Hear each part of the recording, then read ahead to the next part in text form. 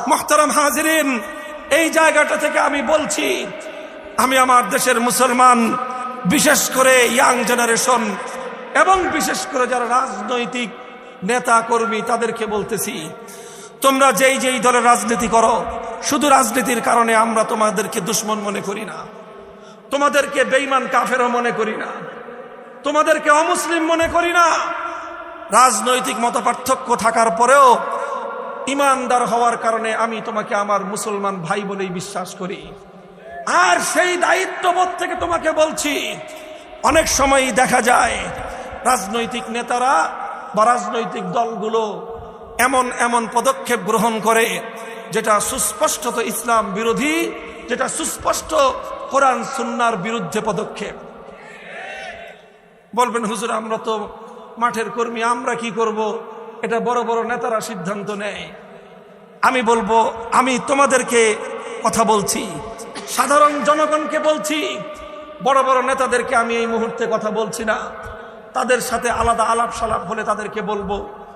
তোমাদেরকে যে কথাটা বলি, হে মুসলমান, মনে রেখো, যখন তোমার দল অথবা তোমার নেতা তোমাকে এমন কোন পথে আহ্বান করবেন যে পথ ইসলামের সাথে সাংঘর্ষিক, যে পথ, যে কথা আল্লাহর কোরআন এবং নবীর সুন্নাহর সঙ্গে সাংঘর্ষিক, তখন হলো তোমার ঈমানের পরীক্ষার সময়।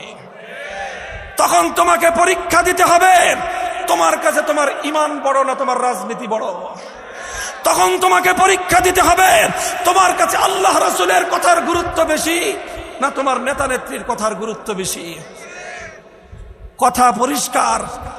তখন যদি তুমি মনে করো যে নেতা নেত্রীর কথা মানতে গিয়ে, দলের নির্দেশ মানতে গিয়ে কোরআনের বিরুদ্ধে যেতে হয় আমি যাব, ইসলামের বিপক্ষে যেতে হয় আমি যাব, তাহলে তুমি মনে রেখো, তুমি আর কিছু হলেও রাজনৈতিক বড় নেতার কর্মী হলেও ইমানদার হতে পারো না।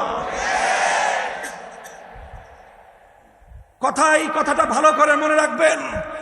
সেই সঙ্গে আরেকটা কথা মনে রাখবেন, যুগের সকল আলেম সমাজ যখন কোনো একটা বিষয়ে একমত হয়ে যায়, কি বললাম বলেন তো? সকল আলেম সমাজ যখন কোনো একটা বিষয়ে একমত হয়ে যায়, এক কথা বলে, তখন সেটাকে ইসলামী শরীয়তের পরিভাষায় বলা হয় ইজমা। কি বলা হয়? আমরা শুনেছি ইসলামের 4 মূলনীতি, কোরআন, সুন্নাহ, ইজমা, কিয়াস। এটা হলো সেই ইজমা। অর্থাৎ সকল আলেম যখন এক বিষয়ে একটাই কথা বলে, সেই ক্ষেত্রে এটা ইজমা। হ্যাঁ, অনেক বিষয় আছে খোদ আলেমদের মধ্যেই ভিন্ন ভিন্ন মত, সেটার ক্ষেত্রে তুমি কোন আলেমের মতামত অনুসরণ করবা সেটা তুমি চিন্তা করো, সেটা নিয়ে আমি আজকে আলাপ করতেছি না। আমার আজকের আলোচ্য বিষয়, যেই বিষয়ে যুগের সমস্ত আলেম একমত, সেটার নাম হলো ইজমা। যেই বিষয়ে আলেমদের ইজমা প্রতিষ্ঠিত হয়, ঐক্যমত প্রতিষ্ঠিত হয় কোরআন সুন্নাহর স্পষ্ট ঘোষণা অনুযায়ী, সেটা শুধু আলেমদের বক্তব্য থাকে না, সেটাই হয়ে যায় ইসলামের কথা, সেটাই হয়ে যায় আল্লাহর ফয়সালা।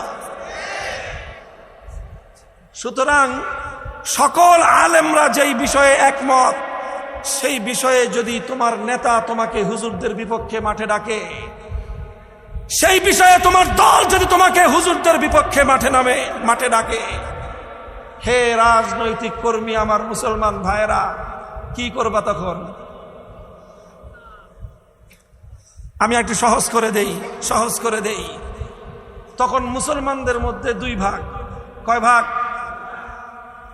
এক ভাগ হলো যারা শক্তিশালী মুসলমান, শক্তিশালী ইমানদার। আরেক ভাগ হলো যারা দুর্বল ইমানদার। এক হলো যারা শক্তিশালী ইমানদার, আরেক ভাগ হলো যারা দুর্বল ইমানদার। শক্তিশালী ইমানদাররা কি করবা জানো? যখন তোমাকে তোমার দল অথবা তোমার নেতা সমস্ত আলেমদের বিপক্ষে মাঠে নামতে বলবে, তখন দল আর নেতাকে বৃদ্ধাঙ্গুলি দেখিয়ে বলবা, ঈমান বিক্রি করে রাজনীতি করতে আসি না। পারবা তো বলতে? এটা হলো শক্তিশালী ইমানদার যারা হাত উঠাইছেন নাকি? আর অনেকেই কিন্তু হাত উঠান নাই, আমি টের পেয়েছি। চিন্তা করতেছে, হাত যদি উঠাই তাহলে তো আবার বৃদ্ধাঙ্গুলি দেখাইতে হবে, তো তাদের জন্য, যারা দুর্বল ইমানদার তাদের জন্য বলি, তখন তো আপনি চিন্তা করবেন যে এখন যদি আলেম ওলামাদের বিপক্ষে, ইজমায়ে উম্মতের বিপক্ষে মাঠে নামি ইমান যায়, যদি দলের বিপক্ষে নামি রাজনৈতিক পদ যায়, কথা ঠিক? উভয় সংকটে পড়লেন। এখন আপনি কি করবেন? যেহেতু আপনি দুর্বল ইমানদার, কাজে এই কারণে রাজনৈতিক পদও ছাড়তে মনে চায় না। আবার যেহেতু ইমানদার, ইমানটাও ছাড়তে মনে চায় না। তা আপনার জন্য একটা কৌশল আমি বলে দিয়ে যাই। তখন পরিষ্কার নেতাকে বলে দিবেন যে নেতা, পেটে ব্যথা। কি বলবেন? অথবা বলবেন মাথায় ব্যথা, প্রচন্ড জন্মের মতো মাথায় ব্যথা, আমার 1 সপ্তাহ বেড রেস্টে থাকা জরুরি, এই সময় আমার পক্ষে রাস্তায় বের হওয়া কোনোভাবেই সম্ভব না। নেতা বলেন আমার জীবনের দাম আছে কিনা নাই?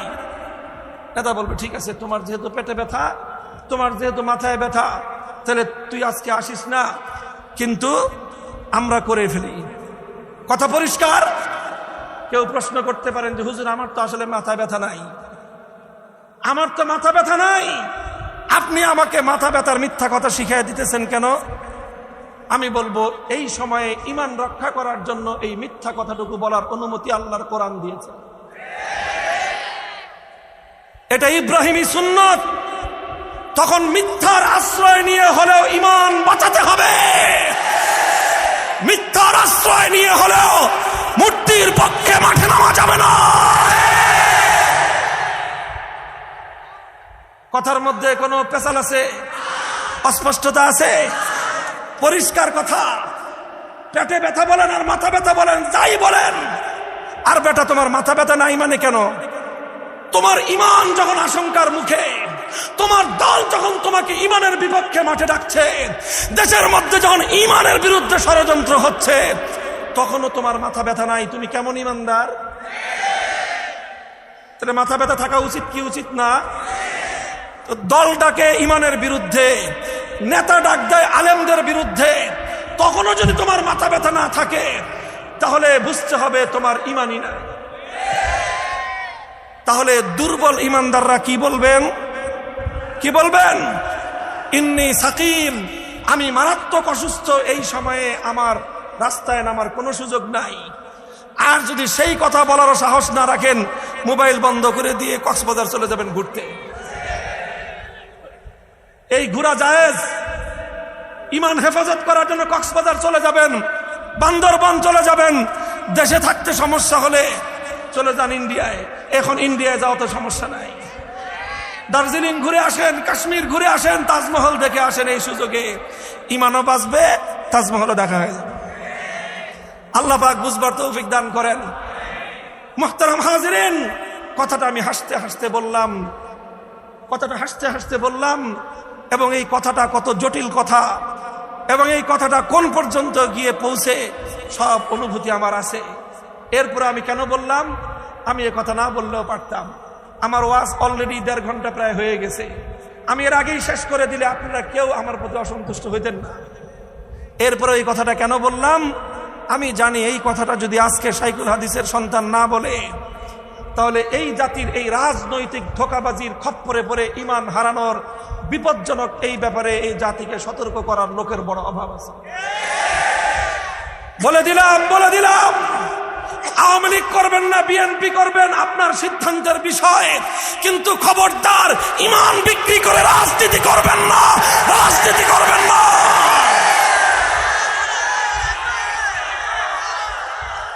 আল্লাহ পাক তৌফিক দান করুন। আল্লাহর জন্য কয় কাজ?